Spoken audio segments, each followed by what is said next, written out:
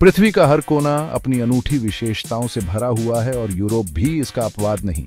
यहाँ विशाल पर्वत श्रृंखलाओं से लेकर विस्तृत मैदानों और घुमावदार तटरेखाओं तक प्रकृति के विभिन्न रूप देखने को मिलते हैं।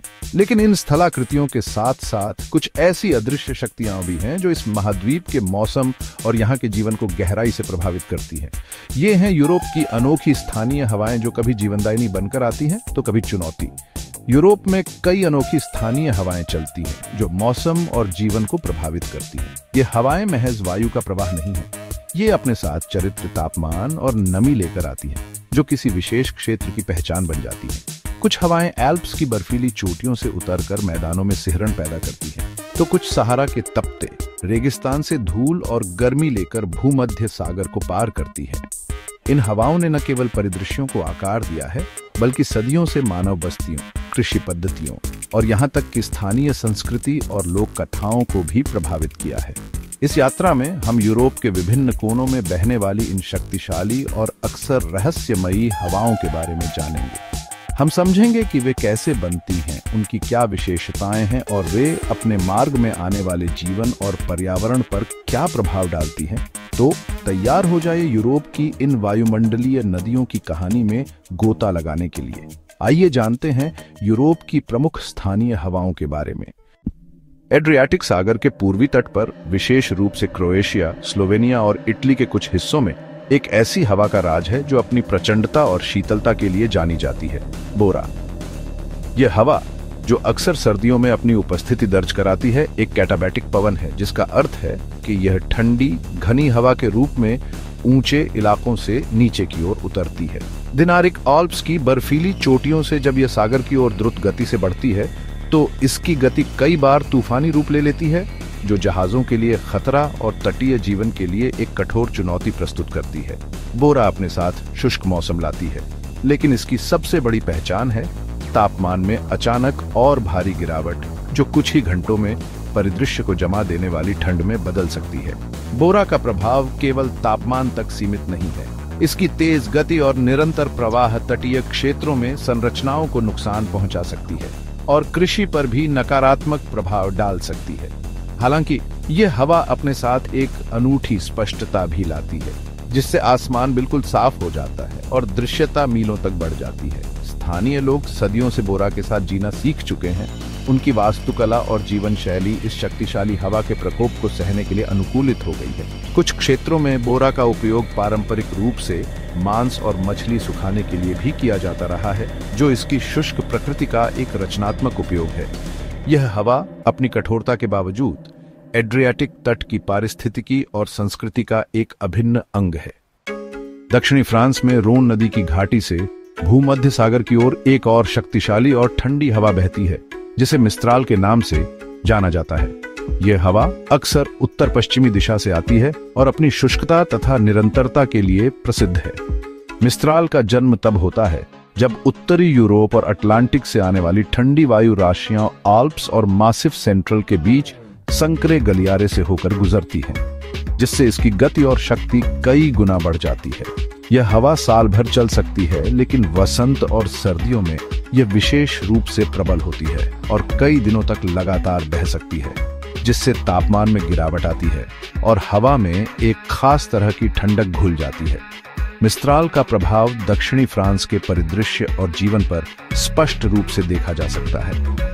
यह अपने साथ साफ, चमकीला मौसम लाती है, जिससे आसमान अक्सर गहरा नीला और धूप तेज होती है। यह प्रोवेंस के प्रसिद्ध प्रकाश का एक महत्वपूर्ण कारक है, जिसने कई कलाकारों को प्रेरित किया है। हालांकि इसकी तेज गति कृषि के लिए एक चुनौती भी है। किसानों को अपनी फसलों को मिस्त्राल के प्रकोप से बचाने के लिए विंडब्रेक और अन्य सुरक्षात्मक उपाय करने पड़ते हैं। यह हवा परिवहन, विशेष रूप से छोटे जहाजों और विमानन को भी प्रभावित कर सकती है। इसके बावजूद मिस्त्राल को स्थानीय लोग एक सफाई करने वाली शक्ति के रूप में भी देखते हैं, जो प्रदूषण को दूर करती है और वातावरण को ताजा रखती है।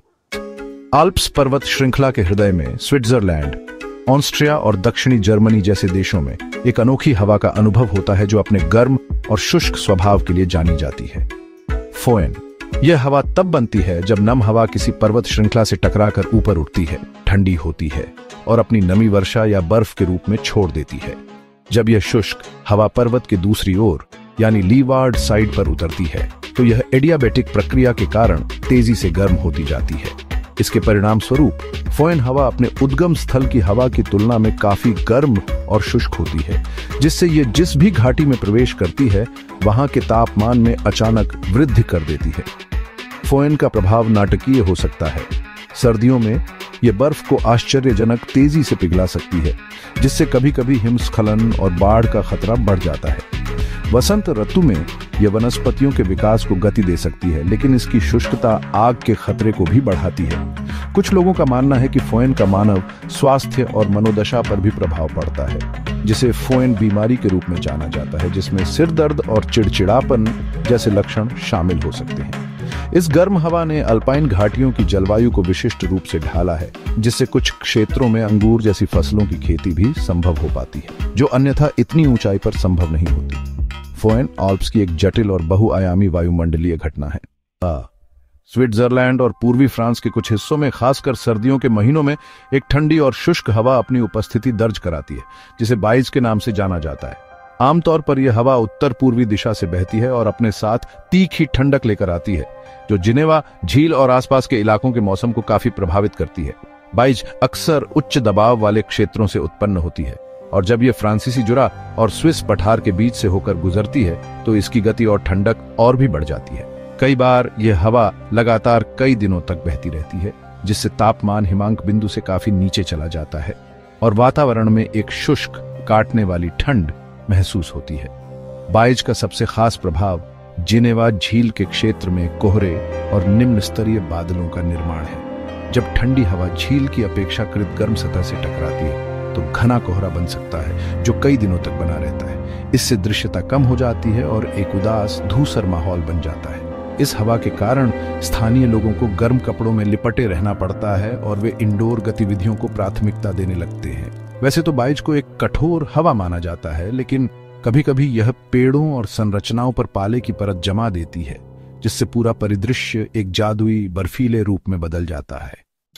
दक्षिणी फ्रांस के लैंगडॉक रूसो क्षेत्र, उत्तरी इटली के कुछ हिस्सों और कोर्सिका द्वीप पर पहाड़ों से नीचे की ओर बहने वाली एक और शक्तिशाली ठंडी और अक्सर शुष्क हवा का अनुभव होता है, जिसे ट्रामोंटेन कहा जाता है। इसका नाम, जिसका मतलब है पहाड़ों के पार से, इसके उद्गम की ओर इशारा करता है। यह हवा तब बनती है जब ठंडी वायु राशियां मासिफ सेंट्रल या पायरेनीज जैसे पर्वतीय क्षेत्रों से भूमध्य सागर की ओर उतरती है। घाटीकरण प्रभाव, जिसमें हवा संकरे मार्गों से होकर गुजरती है, इसकी गति को और बढ़ा देता है और कभी कभी यह मिस्ट्राल जितनी ही प्रचंड हो सकती है।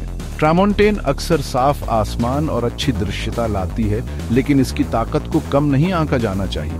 ट्रामोंटेन का सबसे महत्वपूर्ण प्रभाव भूमध्य सागर पर पड़ता है, जहां यह अचानक और तीव्र तूफानी हालात पैदा कर सकती है। इसकी तेज गति समुद्र की सतह को अशांत कर देती है, ऊंची लहरें उठाती हैं और नौकायन तथा अन्य समुद्री गतिविधियों के लिए खतरनाक स्थितियां बना देती है। तटीय इलाकों में यह हवा संरचनाओं को नुकसान पहुंचा सकती है और कृषि को भी प्रभावित कर सकती है। हालांकि ये एक ठंडी हवा है, लेकिन इसके लगातार बहने से कभी कभी स्थानीय तापमान में थोड़ी वृद्धि भी हो सकती है, खासकर अगर यह किसी गर्म वायु राशि को विस्थापित कर रही हो। ट्रामोंटेन मिस्ट्राल की तरह इस क्षेत्र की एक प्रमुख पवन प्रणाली है, जो परिदृश्य और स्थानीय जलवायु को आकार देने में बड़ी भूमिका निभाती है। जब सहारा रेगिस्तान की तपती रेत से हवाएं उत्तर की ओर भूमध्य सागर को पार करते हुए दक्षिणी यूरोप की ओर बढ़ती है, तो वे अपने साथ एक विशिष्ट चरित्र लेकर आती हैं। यह है सिरोको। इटली, माल्टा, बाल्कन क्षेत्र और कभी कभी फ्रांस और स्पेन के दक्षिणी हिस्सों को प्रभावित करने वाली यह हवा गर्म, शुष्क और अक्सर धूल भरी होती है।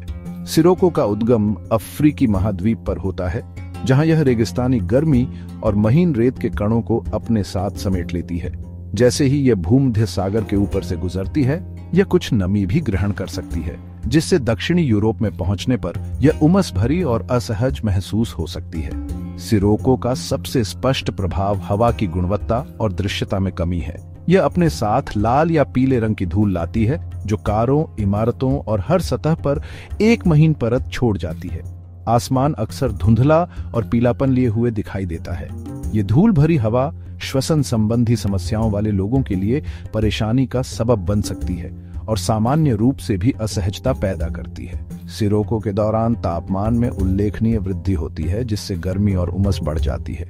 कभी कभी ये रक्त वर्षा भी ला सकती है, जब धूल के कण बारिश की बूंदों के साथ मिल जाते हैं। सिरोको भूमध्य सागरीय जीवन का एक जाना पहचाना, यद्यपि कभी कभी चुनौतीपूर्ण पहलू है। पश्चिमी भूमध्य सागर के तटों पर, विशेष रूप से कोर्सिका, सार्डिनिया और इटली के पश्चिमी तटवर्ती क्षेत्रों में एक और महत्वपूर्ण हवा अपनी उपस्थिति दर्ज कराती है, लिबेचियो। यह हवा आमतौर पर दक्षिण पश्चिम दिशा से आती है और अपने साथ गर्म, नम वायु राशियां लेकर आती है। लिबेचियो का प्रभाव मौसम में अचानक बदलाव ला सकता है। अक्सर यह तूफानी बादलों, भारी वर्षा और समुद्र में ऊंची लहरों का अग्रदूत होती है। यह हवा तब बनती है जब अटलांटिक महासागर से आने वाले निम्न दबाव के क्षेत्र भूमध्य सागर में प्रवेश करते हैं और गर्म, नम हवा को उत्तर पूर्व की ओर धकेलते हैं। लिबेचियो का प्रभाव समुद्री गतिविधियों पर विशेष रूप से महत्वपूर्ण होता है। इसकी तेज गति और इसके द्वारा उत्पन्न ऊंची लहरें नौकायन और मछली पकड़ने को खतरनाक बना सकती हैं और बंदरगाहों को भी अस्थायी रूप से बंद करना पड़ सकता है। तटीय क्षेत्रों में यह भारी वर्षा और कभी कभी बाढ़ का कारण बन सकती है। हालांकि यह हवा अक्सर खराब मौसम से जुड़ी होती है, लेकिन यह शुष्क मौसम की लंबी अवधि के बाद राहत भी ला सकती है, जल संसाधनों को फिर से भर सकती है और वनस्पतियों को जीवनदायिनी नमी प्रदान कर सकती है। लिबेचियो अपनी परिवर्तनशील प्रकृति के साथ पश्चिमी भूमध्य सागर की जलवायु प्रणाली का एक गतिशील और आवश्यक घटक है, जो क्षेत्र के नाजुक संतुलन को बनाए रखने में मदद करता है। दक्षिणी फ्रांस के गल्फ ओन ऑफ लायन क्षेत्र में भूमध्य सागर से तट की ओर बहने वाली एक और हवा है जो मौसम पर अपना विशिष्ट प्रभाव डालती है, मारिन। सिरोको या लिबेचियो के विपरीत, जो अक्सर अधिक नाटकीय मौसम लाती है, मारिन आमतौर पर एक सौम्य, गर्म और नम हवा होती है। यह दक्षिण पूर्वी दिशा से आती है, अपने साथ भूमध्य सागर की नमी को समेटते हुए। जब यह हवा तट से टकराती है और अंतर्देशीय क्षेत्रों की ओर बढ़ती है, तो यह अक्सर निम्न स्तरीय बादल, धुंध और हल्की से मध्यम वर्षा लाती है, विशेष रूप से जब यह सेवेन जैसी पर्वत श्रृंखलाओं से टकराती है। मारिन का प्रभाव क्षेत्र की कृषि और पारिस्थितिकी के लिए महत्वपूर्ण है।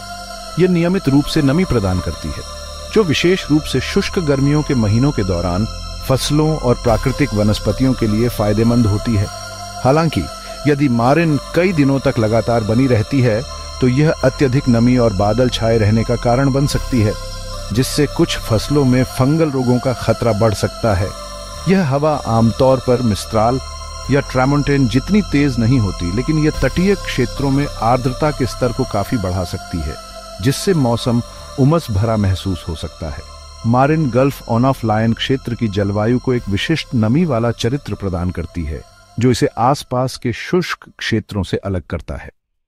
ये थीं यूरोप की कुछ सबसे प्रसिद्ध और प्रभावशाली स्थानीय हवाएं, प्रत्येक अपनी अनूठी कहानी और चरित्र के साथ। बोरा की बर्फीली पकड़ से लेकर सिरोको की धूल भरी गर्मी तक, और फोएन की अप्रत्याशित गर्माहट से लेकर मिस्त्राल की सफाई करने वाली शक्ति तक। ये हवाएं महज मौसम की घटनाएं नहीं हैं, बल्कि ये उन क्षेत्रों की आत्मा का हिस्सा हैं जहां वे बहती हैं। उन्होंने परिदृश्यों को तराशा है, पारिस्थितिक तंत्रों को प्रभावित किया है और सदियों से मानव जीवन को आकार दिया है, जिससे लोगों ने इनके साथ तालमेल बिठाना और इनकी शक्ति का सम्मान करना सीखा है।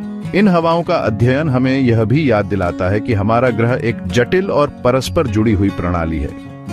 वायुमंडल की ये अदृश्य नदियां ऊर्जा और नमी का परिवहन करती हैं, जो पृथ्वी पर जीवन के लिए नितांत आवश्यक है। जलवायु परिवर्तन के इस युग में इन स्थानीय पवन प्रणालियों के पैटर्न में बदलाव आ सकता है, जिसके दूरगामी परिणाम हो सकते हैं। इसीलिए इन्हें समझना और इनके महत्व को पहचानना पहले से कहीं अधिक महत्वपूर्ण हो गया है। तो ये थीं यूरोप की प्रमुख स्थानीय हवाएं, जो वहां के मौसम और जीवन को खास बनाती हैं। उम्मीद है इस यात्रा ने आपको इन प्राकृतिक शक्तियों की एक गहरी समझ प्रदान की होगी। प्रकृति के ऐसे ही और अद्भुत रहस्यों और जानकारियों के लिए हमारे चैनल के साथ जुड़े रहे। ऐसी और जानकारियों के लिए चैनल को सब्सक्राइब करें। धन्यवाद।